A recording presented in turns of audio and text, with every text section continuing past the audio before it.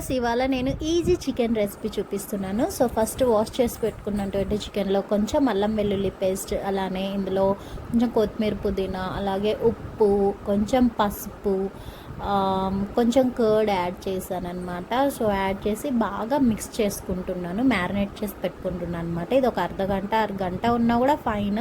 ముక్కకి ఉప్పు పడితే టేస్ట్ బాగుంటుంది అనమాట. ఈలోపు స్టవ్ ఆన్ చేసి ప్యాన్ పెట్టుకొని అందులో ఆయిల్ వేసుకొని ఇట్లా ఆనియన్ వేసుకున్నా. ఆనియన్ బ్రౌనిష్ కలర్ అయిపోయాక మ్యారినేట్ చేసి పెట్టుకున్నటువంటి చికెన్ అయితే యాడ్ చేసుకున్నాను ఫ్రెండ్స్.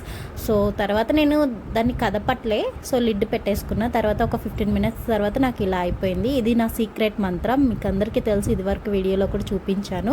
సో ఈ మసాలా మనము దంచుకొని పక్కన పెట్టేసుకుందాము. సో ఈలోపు మనకి వాటర్ అంతా పైకి వచ్చేసింది కదా చికెన్లో. సో నేనైతే 3 టేబుల్ స్పూన్ ఆఫ్ కారం, అలానే 1 టేబుల్ స్పూన్ ఆఫ్ ధనియా పౌడర్, అలాగే ఇందాక ఉప్పు యాడ్ చేసుకున్నాం కాబట్టి సో నేను కొంచెం 1/2 టేబుల్ స్పూన్ ఆఫ్ సాల్ట్ అయితే యాడ్ చేసుకుంటున్నాను ఫ్రెండ్స్.